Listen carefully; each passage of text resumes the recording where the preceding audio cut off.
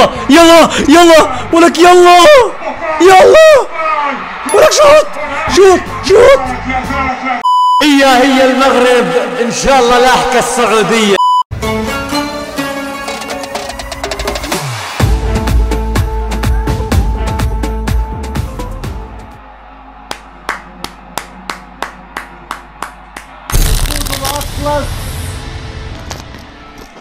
السلام عليكم أسود الأطلس، أسود المغرب يطلون علينا من جديد.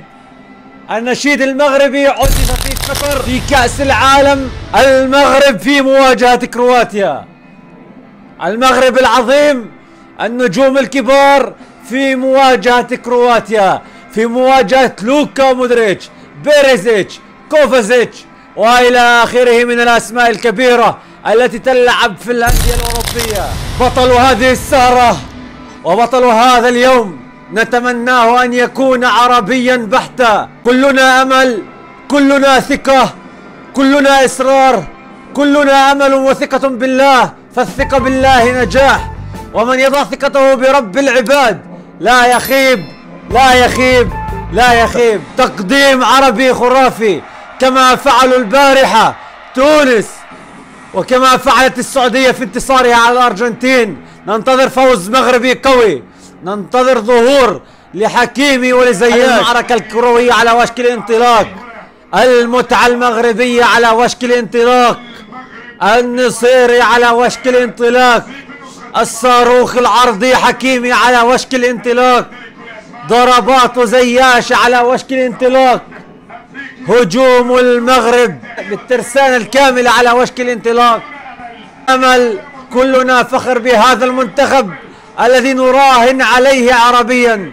بسم الله الرحمن الرحيم. نفتتح بكلنا أمل، بكلنا أمل، بكلنا شغف، ففوز السعودية وتعادل تونس يعطي كامل الثقة وكامل التشجيع للمنتخب المغربي بالفوز اليوم على المنتخب الكرواتي.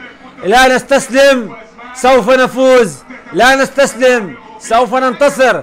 لا نستسلم، سوف نهاجم حتى ندك الدفاع الكرواتي. مباراة كبيرة، أولى مباراة اليوم بين المغرب وكرواتيا. بانتظار صافرة البداية أعزائي المتابعين، فضلا وليس أمرا اشتركوا في القناة ليصلكم تغطية مونديالية خرافية. انتظار صافرة، انطلقت القمة. يا رب مغرب، يا رب سلمتك المغرب يا ربي. ما تعلمناه من كرة القدم، ما تعلمناه من كرة القدم وما تعلمناه من فوز السعودية ومن تعادل تونس أن كرة القدم ليست للجبناء، وإن كرة القدم فقط لمن يهجمون، وأن أفضل طريقة للدفاع هي الهجوم. في كامل قواهم العقلية السعودية تنتصر على الأرجنتين، على ميسي ورفاقه يلعبون في ثلاث في الهجوم. لا نخاف، سوف نتقدم، سنهاجم، سننتصر بإذن الله. المغرب قريبة وقريبة جدا. 5 دقائق ضغط كرواتي على المغرب. المغرب في البدايات خايف شوي. لو المغرب ياخذ ثقة السعودية وثقة تونس، أنا متوقع المغرب بعد 10 دقائق ربع ساعة راح يبلش يلعب، بس عبال ما يروح هذا الخوف، يمتص الخوف شوي. إن شاء الله المغرب تتحسن، لأنه لازم تهجم. هجومك أفضل بكثير من كرواتيا، وسطك مقبول مقارنة بكرواتيا. تقدم لا تخاف أيها الشعب المغربي. يلا يلا يا مغرب، يلا يلا. هي المغرب اياه، هذا بدنا اياه. ضغط مغربي خرافي، ضغط كثير، بس على كرواتيا بتاكلوهم المغرب. يلا يا بفال، يلا حكيمي، شو زياش زياش. كلنا امل. يلا يا حكيمي، اقطع السرعة، السرعة، التورنادو يا حكيمي. يا الله، هذا الذي نطالب به، هذا الذي نطالب به. اشتعلت المدرجات. يلا يلا هذا اللي بدي اياه. يلا يلا يلا يلا يا مغرب. هي المغرب ان شاء الله لاحقة السعودية بالفوز. يلا يلا يلا ولك يلا يلا ولك شوط شوط شوط. يلا يا مغرب. يلا حكيمي صاروخ. يلا يلا. اوه فاول فاول زياش يا حكيمي نار. ابيك بموضوع تعال. الله الله الله يا العرب الله. المغرب بدقيقة 18 يمتعون يحركون يدافعون يهاجمون. يا رب يا رب سلمتك المغرب يا رب. دقيقة 37 بدأت الجماهير المغربية في الاشتعال. هذا اللي افتقدناه من بداية المباراة، تشجيع الجماهير بكاش واصلنا. كانت كرواتيا في آخر لحظات الشوط الأول أن تضع الهدف لولا ياسين بونو هذا الوحش البشري. طيب المغرب تفتقد لعدم الخشونة، للبنية الجسدية الضعيفة. زياش فيش خشونة باللعيبة الهجوم. لو جسمانيا هم زي حكيمي وزي خشونة حكيمي اتوقع زمان جبنا الجول الاول.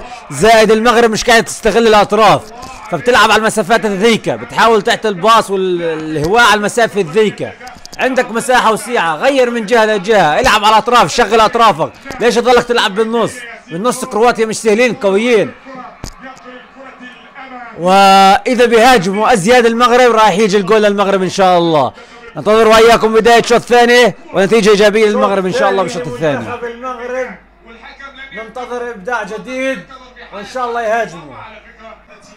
تبديل في الدقيقة 58 نصير المزراوي لاعب بايرن ميونخ ابدع بسبب الروح القتالية، كاد ان يحرز الهدف. ابدع والله والله مباراة قتالية روعة زي الشهراني امبارح. 80 المغرب اداء صراحة مش زي الشوط الاول، اداء مقبول عادي، بس لو هاجموا بيقدروا يحطوا جوال. تبديل دقيقة 80. المغرب ثبتت وجودها هسه بالقتالية، لكن بقى كل امل وكل ثقة انه المغرب بيقدروا يغلبوه وبيقدروا يفوزوا. دقيقة 80 ان شاء الله فوز المغرب. دقيقة على نهاية المباراة. المنتخب المغربي غابت عنده بس الخشونة، عامل الحسم ما وصلش كثير محلات. الخشونة لو بكى خشونة ولو اجسامهم قدرة جسدية عندهم زي اشرف حكيمي او البنية الجسمية كان افضل واحسن. بدنيا هم افضل.